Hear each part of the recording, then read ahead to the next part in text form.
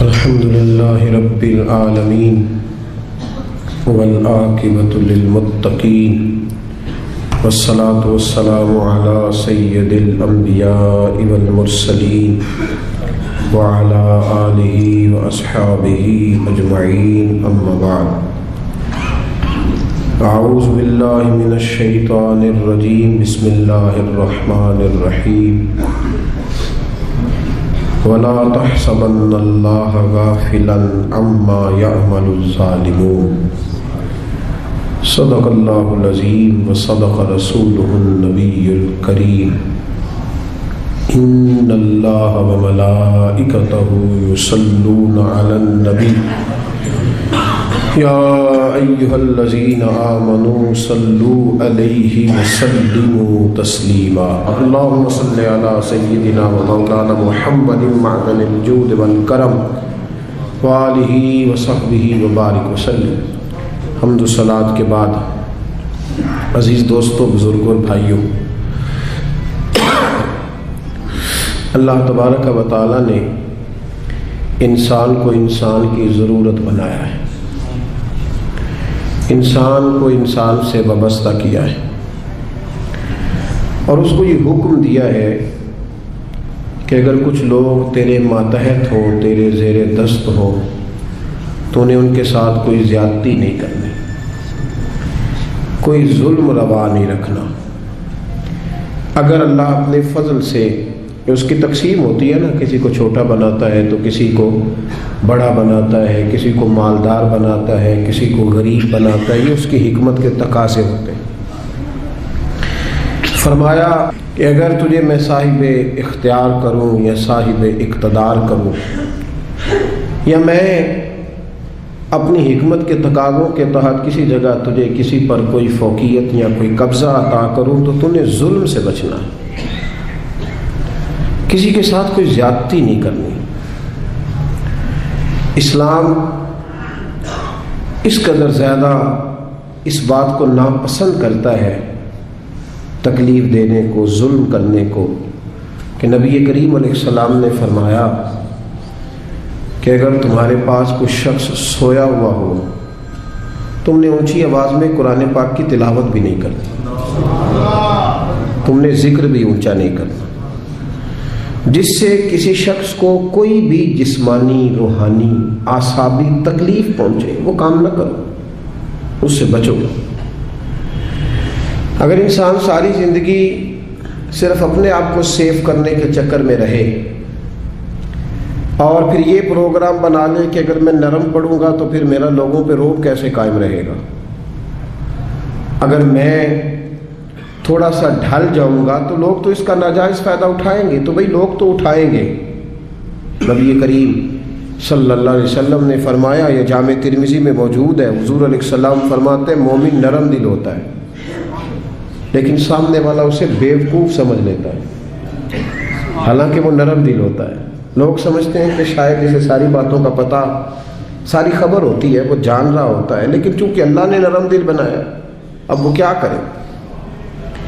میرے بھائی، کوشش کریں کہ سامنے والا اگر زیادتی پہ اتر آیا ہے تو پھر بھی آپ اس کے جواب میں کوئی زیادتی نہ کریں، اپنی زندگی میں کانٹے بونے سے بچیں۔ قرآن پاک میں اللہ تبارک و تعالیٰ نے سورہ ابراہیم کے اندر اس بات کو بیان فرمایا۔ دنیا میں لوگ ظلم ہوتا دیکھتے ہیں تو پھر ساتھ یہ کہتے ہیں کہ جی یہاں کچھ نہیں ہو سکتا، یہاں کیسے انصاف ہوگا، معاذ اللہ تعالیٰ، یہاں تو ہر فائل داخل دفتر ہو جاتی ہے، یہاں تو جس پر زیادتی ہوتی ہے وہ بیچارہ مظلوم رہتا ہے اور ظالم کا دفاع ہو جاتا ہے، ظالم بچ جاتے ہیں۔ تو اللہ تبارک و تعالیٰ نے ہمارے اس سارے سوالوں کا جواب مختصر جملوں میں ارشاد فرما دیا، مختصر جملوں میں فرمایا، وَلَا تَحْسَبَنَّ اللَّهَ غَافِلًا عَمَّا يَعْمَلُ الظَّالِمُونَ۔ فرمایا یہ سوچنا بھی نہ، یہ گمان بھی نہ کرنا کہ اللہ ظالموں کے کاموں سے بے خبر ہے، یہ گمان بھی نہ کرنا، سوچنا بھی نہ، تمہارے عاشیہ خیال میں بھی یہ بات نہ آئے کہ اللہ ظالموں کے کاموں سے، ہاں انما یؤخرہم، اللہ انہیں تھوڑی مہلت دے رہا ہے، لیوم تشخص فیہ الابصار، اس دن کے لیے جس دن آنکھیں کھلی کی کھلی رہ جائیں گی۔ اللہ انہیں مہلت دے رہا ہے، ڈھیل دے رہا ہے۔ ڈھیل کو ان کی آزادی نہ سمجھ لینا۔ اللہ کو تم نے گمان بھی نہیں کرنا۔ ذرا قرآن مجید کی آیت کی ترتیب دیکھیے، فرمایا یہ سوچنا بھی نہ کہ اللہ غافل ہے۔ اللہ تو ڈھیل دے رہا ہے، اور ڈھیل ڈھیل ہوتی ہے۔ ڈھیل میں بلکہ کئی دفعہ انسان زیادہ اپنے لیے آزمائش جمع کر لیتا ہے۔ ظالم جب ظلم کرتا ہے تو وہ بھول جاتا ہے شاید مجھ سے کوئی پوچھے گا نہیں، کوئی مجھ پہ سوال نہیں کرے گا، میں اب ظاہر ہے میں اب اقتدار میں ہوں، با اختیار ہوں۔ اور جب انسان کرسی پہ بیٹھا ہوتا ہے تو پھر چونکہ سارے لوگ اس سے نیچے بیٹھے ہوتے ہیں تو پھر وہ یہ سمجھتا ہے کہ یہ کرسی ہمیشہ قائم رہے گی، حالانکہ اسے یہ نہیں پتا کہ تجھ سے پہلے بھی کئی کرسی پہ بیٹھ چکے ہیں اور تیرے بعد بھی کئی بیٹھیں گے۔ بھول جاتا ہے آدمی۔ جب انسان کی جیب میں دولت ہوتی ہے نا تو وہ سمجھتا ہے میری لونڈی ہے، اب یہ ہمیشہ میرے پاس رہے گی، لیکن دولت کسی کی لونڈی یہ تو بدلتی رہتی ہے۔ میاں محمد بخش صاحب رحمۃ اللہ تعالیٰ نے کے حالات میں لکھا ہے کہ ایک شخص تانگے پہ بٹھا کے آپ کو اپنے گھر لے گیا، دعوت پکائی، تو تانگا جب گزر رہا تھا نا تو وہ بتا رہا تھا حضرت صاحب یہ زمین بھی میری ہے، وہ والی بھی میری ہے، یہ والی بھی میری ہے، اور وہ سامنے باغ بھی میرا ہے۔ اللہ والے دولتوں سے مرعوب نہیں ہوتے، ان پر یہ چیزیں اثر دنیا داروں پہ اثر کرتی ہیں۔ ہاں کسی دنیا دار نے اللہ والوں کا لبادہ اوڑا ہو تو اس پہ بھی اثر کر جاتی ہیں۔ دنیا دار نے اللہ والوں کا لبادہ اوڑا ہو تو اس پہ تو اثر کر جاتی ہیں، لیکن رب کریم کے بندوں پر یہ چیزیں اثر انہیں کیا لگے اس چیز۔ تو وہ جب باز نہ آیا، کئی بندے مجبور کر دیتے ہیں جواب دینے کے لیے، دل نہیں کر رہا ہوتا، لیکن وہ اس کثرت سے گفتگو کرتے ہیں کہ کئی جگہ پہ بات کرنی پڑ جاتی ہے۔ جب اس نے بہت زیادہ اس بات کو طول دیا نا، وہ بھی میری، یہ بھی میری، فلاں بھی میری، بڑا اللہ کا کرم ہے جی، بڑا اللہ نے نوازا ہے۔ دیر ہو گئی اسے ایک ہی بات کرتے تو میاں صاحب رحمۃ اللہ علیہ بول پڑے، فرمانے لگے یہ بتا کہ اب تو یہ تیری ہے تو تجھ سے پہلے یہ زمین کس کی تھی؟ تجھ سے پہلے؟ کہنے لگا جی فلانے کی۔ تو آپ فرمانے لگے چلو یہ تو تجھے پتہ ہی ہوگا کہ تیرے بعد کس کی بنے گی۔ چپ کر گیا۔ تو آپ فرمانے لگے دانش مندہ دا کم نہ ہی دل دنیا تے لانا، اس بوٹی کئی خامد کیتے۔ دانش مندہ دا کم نہ ہی دل دنیا تے لانا، اس بوٹی تے کئی خامد کیتے۔ تو جو کیتا سو کھانا، کھا جاتی ہے جس کو بھی کرتی ہے، تو کس چکر میں الجھ گیا؟ یہ شوشا، یہ تھوڑا بہت، اور لوگوں کو روب کے اندر رکھنے کی کوشش کرنا، بڑے بڑے لوگوں کے ساتھ تصویریں کھنچوا کے ڈرائنگ روم میں لگانا، فیس بک پہ دینا کہ میرا بڑا روب چلتا ہے، یہ وقتی باتیں ہیں، یہ جھوٹ کا سہارا، یہ پلندہ ہے، یہ فریب ہے، یہ فراڈ ہے، یہ اپنے نفس کو تھوڑی دیر کے لیے مطمئن کرنے کی بات ہے۔ زندگی میں کبھی ظلم نہ کریں، روب نہیں رہتا تو نہ رہے۔ وقتی طور پر اگر ہماری قدر محسوس ہوتا ہے کہ چھوٹی ہو رہی ہے تو نہ ہو، لیکن کبھی بھی کسی کے ساتھ کوئی زیادتی، میرے رسول کریم صلی اللہ تعالی علیہ وسلم نے فرمایا زیادتی نہ کرنا۔ ظلم قیامت کے اندھیروں میں سے ایک اندھیرا ہوگا، قیامت کے اندھیروں میں سے ایک، میری بات کی سمجھ آ رہی ہے آپ کو؟ قیامت کے اندھیروں میں سے بڑے اندھیرے کا نام ظلم حضور نے بیان کیا۔ اور آپ کو پتہ جب اندھیرا ہوتا ہے تو پھر ایکسیڈنٹ ہوتا ہے، جب اندھیرا ہوتا ہے تو آنکھیں چندھیا جاتی ہیں، یہ دھند پڑتی ہے نا پاکستان کی کچھ سڑکوں پر، چیخ اٹھتے ہیں لوگ، چیخ اٹھتے ہیں، اعلان ہوتے ہیں غیر ضروری سفر نہ کرنا، باہر نہ نکلنا۔ یہ عرش کا مالک صرف ہمیں بتاتا ہے کہ یہ تو وہ والی دھند ہے تو چند گھنٹوں کے لیے ہے، اس اندھیرے سے بچو جو قیامت کے دن تمہارے گرد چھا جائے گا، تمہیں خبر ہی نہیں ہوگی کدھر جانا ہے، رستہ ہی نہیں ملے۔ یہ صرف ہمیں دکھایا جاتا ہے، یہ تو ایک ہلکا سے چند گھنٹوں کے لیے ایک معاملہ ہے، اس سے بچو۔ نبی پاک صلی اللہ علیہ وسلم نے صحابہ کو مختلف طریقوں سے، مختلف حکمتوں سے باتیں ان کے ساتھ کرتے تھے، اور پھر وہ باتیں ہمارے فائدے کے لیے ہمارے سامنے آ گئیں۔ صحیح مسلم میں حضرت ابو ہریرہ رضی اللہ تعالیٰ عنہ فرماتے ہیں کہ نبی پاک صلی اللہ علیہ وسلم نے نا صحابہ کے مجمع پر نظر ڈالی اور فرمایا بتاؤ بھئی مفلس کون ہوتا ہے، غریب کون ہوتا ہے، بتاؤ۔ اللہ اکبر. غریب کون ہوتا ہے, مفلس کون ہوتا ہے؟ میں ملک سے باہر تھا تو ایک صاحب مجھے بڑے عرصے سے فون کر رہے تھے آپ یہاں آئیں گے تو ضرور ملیے گا, اور شاید کم لوگ اتنا فون کرتے ہوں. بڑی کثرت سے انہوں نے فون کیا, اور جس شہر میں وہ رہتے تھے جب میں وہاں پہنچا تو جس طرح کو بہت بچھڑا ہوا آدمی ملتا ہے اس طرح وہ درد سے روئے. میں نے ان سے کہا کہ ملاقات بھی پہلی ہے پر آپ کا انداز تھوڑا زیادہ انفرادی ہے, لوگ تو بڑے ملتے رہتے ہیں, تو معاملہ کیا ہے؟ کہنے لگے میرے لیے دعا کرو, میں دنیا کا وہ غریب آدمی ہوں جس کے پاس صرف دولت ہے, اس کے علاوہ کوئی شے موجود نہیں. کھو چکا ہوں ان پکی سڑکوں پہ, میں سارا کچھ کھو چکا ہوں, ایک دولت بچی ہے, اس کے علاوہ میرے پاس دوسری کوئی چیز. ایسے بھی غریب ہے دنیا میں جن کے پاس دولت ہے پر اولاد ان کے ہاتھ سے نکل گئی, جن کے پاس دولت جائیدادیں اور زمینیں تو ہیں پر رات کی نیند ان کے پاس موجود نہیں ہے. ان کے پاس سارا کچھ ہے, 6-7 نوکر ہیں پر اپنا پوتا کبھی ملنے نہیں آیا, اپنے نواسے کبھی سلام کلام کرنے. ایسے بھی غریب ہیں دنیا میں. بہرحال نبی رحمت صلی اللہ تعالی علیہ وسلم نے صحابہ سے پوچھا کہ بتاؤ غریب کون ہوتا ہے, مفلس کون ہے؟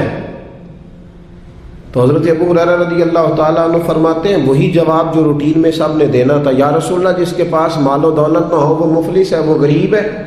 اب یہ حضور کا سمجھانے کا انداز ہے نا, متوجہ کرنے کا انداز. یا رسول اللہ دولت نہ ہو, غریبی ہو, کرائے کا مکان ہو, قرضہ چڑھا ہوا ہو, غریب آدمی ہے, تو حضور نے فرمایا نہیں. یا رسول اللہ پھر آپ بتا دیں غریب کون ہوتا ہے؟ تو نبی پاک علیہ السلام نے فرمایا میری امت کا غریب وہ ہے جو قیامت کے دن احد پہاڑ کے برابر نیکیاں لے کے آئے گا. کہتے ہمارے کان کھڑے ہو گئے کہ نیکیاں بھی احد پہاڑ کے برابر 6-7 کلومیٹر, اتنا لمبا چوڑا پہاڑ, اور پھر غریب کا غریب. نبی پاک علیہ السلام نے فرمایا نیکیاں تو احد پہاڑ کے برابر تھیں پر اس کی زیادتیاں بھی اتنی زیادہ ہی تھیں, ظلم بھی اتنے ہی زیادہ تھے. جب احد پہاڑ کے برابر نیکیاں رکھی جائیں گی نا تو وہ سارے لوگ آ جائیں گے جن کو گالی دیتا تھا, جن کو گھورتا تھا, جن کو غصے میں تھپڑ مارتا تھا, اپنے آپ کو جلال والا کہہ کے جن کی عزتیں اتار دیتا تھا, جن کو چھوٹا سمجھ کے حقارت کی نظر سے ٹھکرا دیتا تھا, وہ سب آ جائیں گے.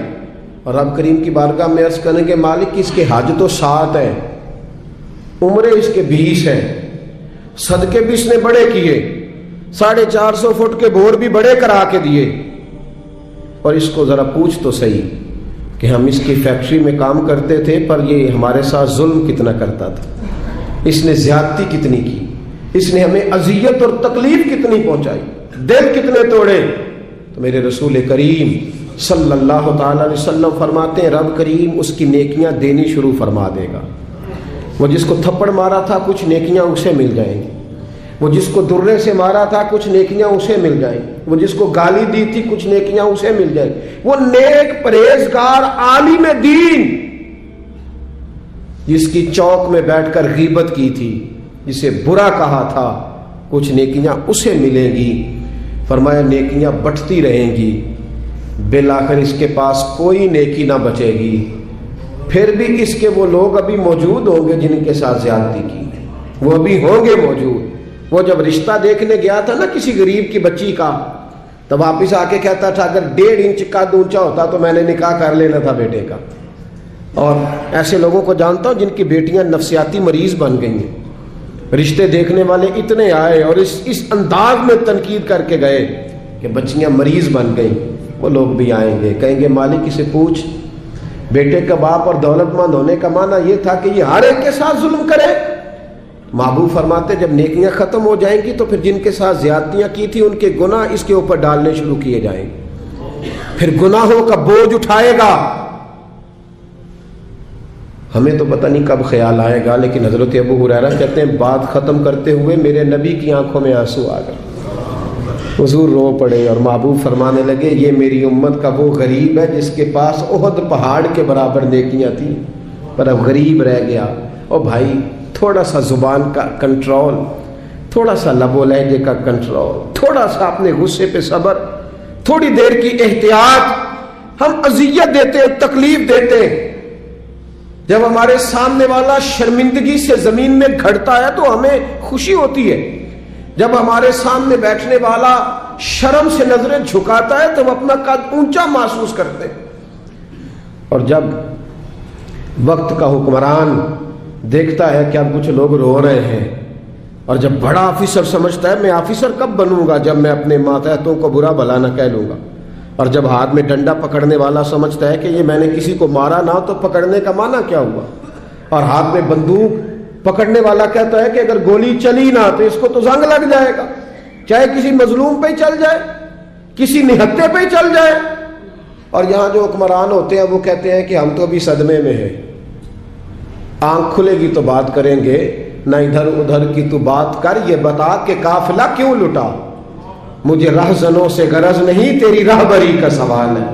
او بھائی، ہم روز ظلم خرید رہے ہیں اپنے لیے، روز زیادتی جمع کر رہے ہیں اپنے لیے۔ میرے رسول کریم صلی اللہ تعالی علیہ وآلہ وسلم نے فرمایا جس نے زمین کے بالشت بر ٹکڑے پر ظلم کیا، ایک بالشت، ایک گٹ، جس نے زمین کے بالشت بھر ٹکڑے پر ظلم کیا، اللہ تعالیٰ قیامت کے دن 7 زمینوں کا توق بنا کے اس کے گلے میں ڈال دے گا، پھر اس کی گردن ٹوٹنے پہ آئے، پھر وہ ہائے ہائے کرے گا، لیکن اسے اس وقت معافی نہیں ملے گی۔ آج موقع ہے وہ معافی مانگے، درگزر کا سوالی بنے، بچے اس ظلم سے، بچے اس جس کو پتہ چل گیا ہے کہ میرا بیٹا اپنی بیوی کے ساتھ درست طریقے سے نہیں رہ رہا، اس باپ کا فرض نہیں ہے اپنے بیٹے کو ڈانٹنا کہ اس نے طرفدار بننا۔ جس کو سمجھ آ گئی ہے، جس کو خیال آ گیا ہے، جس کو اس بات کی سمجھ آ گئی ہے کہ میری بہو کے ساتھ زیادتی ہو رہی ہے یا میری بیٹی کے ساتھ ظلم ہو رہا ہے، تو اگر وہ ساتھ کھڑا ہی نہیں ہو رہا، اور پھر نبی پاک علیہ السلام نے تو ہمیں ہر پہلو پر سمجھایا ہے، میرے کریم محبوب نے تو کوئی ایسی چیز چھوڑی نہیں جو ہمیں سمجھائی نہ جائے۔ اللہ کے حبیب فرماتے ہیں اپنے بھائی کی مدد کرو چاہے وہ ظالم ہو یا مظلوم ہو۔ یا رسول اللہ، مظلوم کی مدد تو سمجھ میں آتی ہے، ظالم کی کیسے مدد کریں؟ تو حضور نے فرمایا اسے ظلم کرنے سے روک دو، یہ تمہاری مدد ہے اس کے لیے، ورنہ جہنم میں چلا جائے گا۔ اس کی مدد کرو، اسے روکو۔ جب لوگ ظلم کر رہے ہوتے ہیں تو کہتے ہیں کیسے پتہ چلے گا، ہم چھپ کے کر رہے ہیں، کون ہے دیکھنے والا؟ جب ظلم کر رہے ہوتے ہیں تو کہتے ہیں میں نے وہ سارے جن جگہوں سے میں پکڑا جا سکتا تھا وہ سارے دروازے بند کر کے آیا ہوں، میں نے ہر ایک کو خرید لیا ہے۔ زندگی کے 6 مہینے، 6 سال، 10 سال، 15 سال انہیں محسوس ہوتا ہے کہ کسی کو بھی نہیں پتا چلا، کوئی بھی سامنے نہیں آیا، لیکن میرے بھائی خون پھر خون ہے، یہ ٹپکے گا تو جم جائے گا، دست قاتل پہ جمے یا کف صحرا پہ جمے، یہ جم جایا کرتا ہے۔ ظلم جو ہوتا ہے وہ کبھی بھی اس کے زخم صاف نہیں ہوتے، وہ باقی رہتے ہیں، وہ ہمیشہ موجود رہتے ہیں، ان میں کمی نہیں آتی، اور جس پر ظلم ہوتا ہے اسے کبھی ظلم بھولتا، بولیے ظلم بھولتا خوشی۔ شاہ کسریٰ نے اپنے بچے کو، بیٹے کو، جب ایک ہی اس کا بیٹا تھا تو اس کے دل میں یہ خیال آیا کہ میں اسے علوم و فنون سارے سکھانا چاہتا ہوں۔ اس نے اپنے بیٹے کو گھوڑ سواری بھی سکھائی، تیر اندازی بھی سکھائی، سیاست بھی سکھائی، فن حرب و ضرب بھی سکھایا۔ پھر خیال آیا کہ میرا بیٹا کچھ اخلاق بھی سیکھے، دینداری بھی سیکھے۔ ایک درویش تھے شیخ حسن، ان سے کہا کہ حضرت میں چاہتا ہوں کہ میرے بیٹے کو گھر آ کے پڑھا دیا کریں۔ توجہ ہے میری بات پر؟ میرے بیٹے کو تو حضرت فرمانے لگے کہ اگر تیرے بیٹے نے پڑھنا ہے تو میں نہیں گھر آؤں گا، وہ میرے گھر آئے گا۔ تو وہ کہنے لگا حضور میں بھی دیکھ ہی رہا تھا، مجھے بھی ایسا خوددار عالم ہی چاہیے تھا، خوددار عالم چاہیے تھا۔ بہرحال حضرت کے گھر وہ پڑھنے جانے لگا تو مسلسل 6 سال وہ طالب علم پڑھنے گیا، اور عام طالب علموں کے ساتھ اس شہزادے نے بیٹھ کر تعلیم حاصل کی۔ جب تعلیم اس کی مکمل ہو گئی، وہ مکمل طور پر فارغ ہو گیا، فنون اس نے پڑھ لیے، علم و ادب اس نے سیکھا، اخلاقی باتیں اس نے سیکھی، دین کے حوالے سے ضروریات سے حضرت نے اس کو آگاہ کیا۔ جب کافی حد تک وہ ان چیزوں کو سمجھنے لگا تو ایک دن نا بلایا اس کے والد کو کہ اب تیرے بیٹے کی تعلیم مکمل ہوگی. اور محدث اعظم پاکستان رحمۃ اللہ تعالیٰ علیہ فرمایا کرتے تھے کہ مجھے میرے استادوں نے جب دستار فضیلت کی تھی تو میں نے وہ پگڑی کا کپڑا سنبھال کے رکھا ہے, اور جب میں مروں گا تو میں نے اپنے بچوں کو وصیت کی ہے کہ مجھے کفن بھی اسی میں دینا, اس لیے کہ میرے اساتذہ نے یہ گواہی دی ہے کہ اب یہ دین کا چھوٹا سا طالب علم بن گیا. ایک دن نا جب فارغ ہو گیا تو استاد نے اسپیشل بلایا, کہا شہزادے کوئی کام ہے گھر آؤ. تو وہ بھی طالب علم تھا, وہ گھر آیا. جب حضرت کے کمرے میں داخل ہوا تو اندر سے نا انہوں نے کنڈی لگا لی دروازے کی, ہاتھ میں درہ لے لیا, اتنی زور زور سے درے برسائے کہ اس کے وجود پر نشان پڑ گئے, مارتے گئے. میری غلطی استاد جی. اس نے کہا چپ کر, غلطی پوچھتا ہے نالائق. پھر مارا, بہت مارا, اور جب بہت زیادہ مار لیا تو خود بھی پسینے سے شراب, دروازہ کھولا, چل دوڑ جا. شہزادہ تھا نا, باہر کھڑے ہو کے کہنے لگا حضور آپ ظلم کر رہے ہیں, مجھے بتائیں تو صحیح میری غلطی کیا ہے. غلطی بتا کے مارے تو ٹھیک ہوا, فرمایا میں تجھے غلطی بتاؤں گا, چل نکل جا. اس نے گھر جا کے اپنے ابا سے کہا بادشاہ سلامت سے کہ استاد جی نے ناجائز مارا ہے. بادشاہ سمجھدار تھا, کہنے لگا بیٹا جو قومیں اساتذہ کو کٹہروں میں کھڑا کرتی ہیں وہ کبھی کامیاب نہیں ہوتی.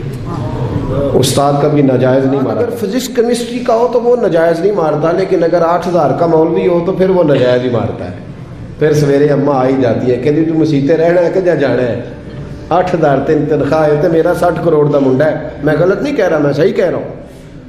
وہ اگر فزکس کا استاد ہو نا جو 10,000 روپیہ لیتا ہے تو پھر تو ٹھیک ہے, لیکن اگر بیچارہ غریب امام مسجد ہو تو پھر تو وہ شہزادے کو آگ نہیں لگا سکتا. یہ تقسیم ہے ہماری, یہ ظلم ہے.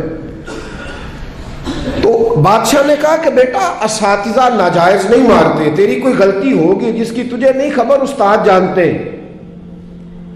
اس نے کہا نہیں ابا میں وہاں رہا ہوں, کوئی بات ہوتی تو مجھے بھی پتا ہوتی, اور پھر اگر اتنی سخت بات تھی جس پہ اتنا مارا کہ میرے وجود پہ نشان پڑ گئے, مجھے بتایا جاتا.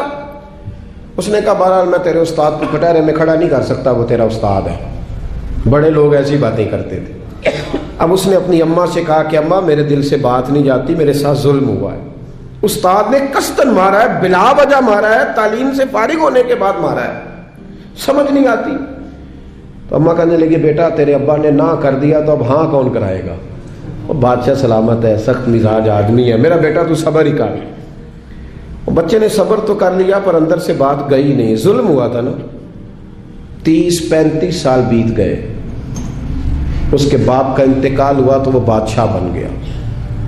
شیخ حسن بوڑھے ہو گئے تھے, یہ بھویں سفید ہو کے جھک گئی تھی, دونوں ہاتھوں سے لاٹھی پکڑتے تھے پھر بھی مشکل سے چلتے تھے. پہلے دن تخت نشین ہو کے شہزادے نے پہلا حکم یہ جاری کیا کہ میرے استاد کو حاضر کرو. 3-4 سپاہی بھیجے کو بابے کو پکڑ کے لاؤ جیسے بھی آ سکتا ہے. لے آئے, حضرت کو لا کے جب صاحب نے کھڑا کیا تو کہا استاد جی ناراض نہ ہونا, بوڑھے ہیں کمزور ہیں شک کوئی نہیں, پر میں کیا کروں, آج بھی دردیں اسی طرح میری تازی ہیں, سوچتا ہوں تو پھر مجھے اسی طرح جلن محسوس ہوتی ہے, بتاؤ کیوں مارا تھا. تو شیخ حسن رو پڑے, کہنے لگے بیٹے بس اللہ سے میں نے دعا کی تھی کہ اس دن کے لیے مجھے زندہ رکھے, وہ دن آ گیا, میں نے آج کے دن کے لیے تجھے مارا تھا, بس آج جو دن آیا اسی لیے مارا. کہا حضور کیا مطلب. اب فرمانے لگے کتنی دیر ہو گئی تجھے مار پڑے ہوئے. کہا 35 سال. آج کیوں بلایا ہے, بھولا تو نہیں نا 35 سالوں میں. کہا حضور نہیں بھولا, تو آج کیوں بلایا. کہا میں آج صاحب اختیار ہوا ہوں تو بلا لیا. تو آپ فرمانے لگے بیٹے مجھے پتا تھا ایک دن تو بادشاہ بنے گا, اس لیے تجھے مارا تھا. ناجائز نہ کسی کے ساتھ ظلم کرنا. اگر تجھے 35 سال نہیں نہ بھولا تو جس کے ساتھ تو ظلم کرے گا اسے بھی قیامت تک نہیں بھولے گا. اور فرمایا آج تو با اختیار ہوا ہے تو تو نے مجھے کٹہرے میں بلا لیا ہے, قیامت کے دن اللہ سارے مظلوموں کو با اختیار کر دے گا. سارے مظلوم با اختیار ہوں گے اور سارے ظالم کٹہروں میں کھڑے ہوں گے. پھر تجھ سے ایک ایک بات کا حساب پوچھیں گے. شہزادہ کھل کے رویا, استادوں کی دست بوسی کی, تحائف دیے, کہنے لگا رب آپ کا بھلا کرے, آپ نے مجھے صرف علم نہیں سکھایا, تجربہ کر کے مجھے آپ نے علم محسوس کرنا بھی بتا دیا. مجھے احساس ہو گیا کس طرح کر کہ بھئی یہ نہیں بھولا کرتا. آپ یقین کریں یہ نہیں بھولتا. کسی کو لوگ گالی دے دیتے ہیں نا, گالی وہ غریب آدمی ہوتا ہے بیچارہ، چھوٹا آدمی، وہ جواب نہیں دے پاتا. لیکن جب اس شخص کے، اس چودھری کے، سیٹ کا مسجد میں جنازے کا بھی اعلان ہوتا ہے تو پھر بھی گالی یاد آتی ہے. ہاں یہ نہیں بھولتی، کیا کرے، ظلم جو کیا ہے، غلط گالی جو نکالی، لوگ جنازہ پڑھنے تک چلے جاتے ہیں. حضرت وہب ابن منبہ رحمۃ اللہ علیہ فرماتے ہیں بنی اسرائیل کا ایک بادشاہ تھا، محل اس نے اپنا تعمیر کرنا تھا. یہاں ہمارے ہاں پتہ کیا ہوتا ہے، یہاں ہمارے ہاں اللہ تعالیٰ خیر کرے پورے کے پورے گاؤں سوسائٹیاں بنانے کے لیے اٹھا دیے جاتے ہیں. یہاں کہتے ہیں کہ ہم باؤنڈری کرنے لگے ہیں، اگر زمین ہمیں نہیں دو گے تو بند کر دیں گے راستہ ہی تمہارا، کیونکہ ہم نے آگے سے بھی خرید لیا اور پیچھے سے بھی. کس نے اجازت دی؟ نبی پاک صلی اللہ علیہ وسلم نے تو کہا جو رستے کا خالی نشان مٹائے وہ بھی لعنتی ہے، جو نشان مٹا دے اور جو رستہ ہی کسی کا بند کر دے. لیکن چونکہ اس کے پاس دولت ہے اور اوپر تک اس کے ہاتھ مل گئے، اب اسے کو منع کر سکتا ہے؟ اور اتنے بڑے آدمی کا تو کوئی نام لے کے بھی بات نہیں کر سکتا، ڈر آتا ہے، اس لیے کہ بڑی لمبی دور دور تک ان کی باتیں ملی ہوئی ہیں لوگوں کے ساتھ، لوگ ذکر کرنا بھی پسند نہیں کرتے. وہب ابن منبہ رحمۃ اللہ تعالیٰ علیہ فرماتے بنی اسرائیل کا ایک بادشاہ اپنا محل بنا رہا تھا، ایک بوڑھی عورت کی کٹیا بھی محل میں آ گئی، جھونپڑی، بیوہ عورت ہے، لاوارث ہے، اولاد کوئی نہیں. بادشاہ نے اس کو کہا کہ اماں جتنے پیسے تو کہے گی نا میں دے دوں گا، میرے ہاتھ بیچ ڈال.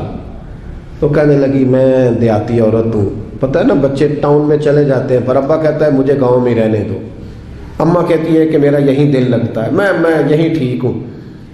اس نے کہا بادشاہ میں پکا ہوا پھل ہوں، کسی وقت بھی گر جاؤں گی، جب میں مر جاؤں گی تو تیرا یہ ہے، میرا کون سا کوئی آگے پیچھے ہے، نہ اولاد ہے نہ کچھ اور ہے، تجھے مل جائے گا. لیکن میں بیاہ کے یہاں آئی تھی، دل کرتا ہے جنازہ اسی جھونپڑی سے نکلے تو مجھے پڑی رہنے دے، میں تیرا کچھ نہیں بگاڑتی.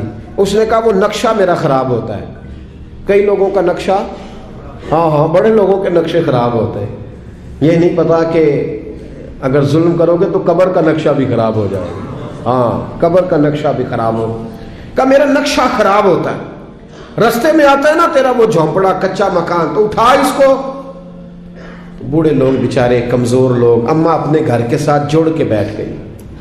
آرزوؤں کا مسکن تھا، تن کا گھر جمع کر کے گھر بنایا تھا. اماں باہر ہی نہیں جاتی، اگر میں گئی تو میرا گھر گرا نہ دیا جائے. لیکن انسان کتنے دن بیٹھ سکتا ہے؟ کئی دن گھر سے چمٹی رہی، آخر ایک دن انسانی ضرورت کی خاطر گھر سے باہر نکلی، چند گھنٹے دور گئی تھی. بادشاہ نے پہلے سے بندوبست کیا تھا کہ جیسے نکل جائے نا تو بلڈوزر چلا دینا، جو اس وقت سہولت تھی، گرانا فٹافٹ. ہم کو پتا جنہوں نے قبضہ کرنا ہوتا ہے وہ تو رات کو دیواریں بنا کے چھت بھی ڈال لیتے ہیں. جنہوں قبضہ کرنا ہوتا ہے نا جی، اور رات میں ہی ساری تیاری مکمل ہوتی ہے، دیواریں چن کے اور چھت بھی ڈل جاتی ہے، تالا بھی لگ جاتا ہے، گیٹ بھی، سب کچھ ٹھیک ہو جاتا ہے، راتوں رات ہی نظام ہو جاتا ہے. فوراً گرا دیا اس کا مکان. اماں چند گھنٹوں کے بعد آئی. حضرت وہب ابن منبہ کہتے ہیں پھر اس نے جو دعا مانگی تو پھر ہل گئے زمین و آسمان. بوڑھی تھی نا اور مظلوم تھی، اور میرے نبی کریم علیہ السلام نے فرمایا جب مظلوم ہاتھ اٹھاتا ہے تو پھر رب کریم اس کی دعا کو ضرور قبول فرماتا ہے. اس عورت نے ہاتھ اٹھائے اور دعا مانگی، کہنے لگی اے اللہ میں تو موجود نہیں تھی پر تو موجود تھا نا، عرش کے مالک میں تو موجود نہیں تھی پر تو موجود تھا. مالک تیرے ہوتے ہوئے میرا غریب کا گھر گر گیا. رب کریم نے حضرت جبریل امین کو حکم دیا کہ ذرا دوڑ کے جاؤ اور اس بادشاہ کا محل اٹھا کے اس کے اوپر گرا دے اور یہ بستی تباہ کر دے. جن لوگوں نے ایک مظلوم کی ساری کٹیاں بہا دی، کہا وہ محل، وہ مستری، وہ ساتھ شامل ہونے والے، وہ انجینئر، وہ ایک ہی جگہ تباہ کر دیے گئے. اور میرے نبی کریم صلی اللہ علیہ وسلم کا فرمان نسائی میں موجود ہے کہ اگر کسی ایک شخص کے قتل میں سارا قبیلہ بھی شامل ہوگا تو اللہ سب کو سزا دے گا. عشق سرکار سے دل جس نے سنوارا ہوگا اس کی قسمت کا بلندی پہ ستارہ ہوگا، اس کی قسمت کا بلندی पे सितारा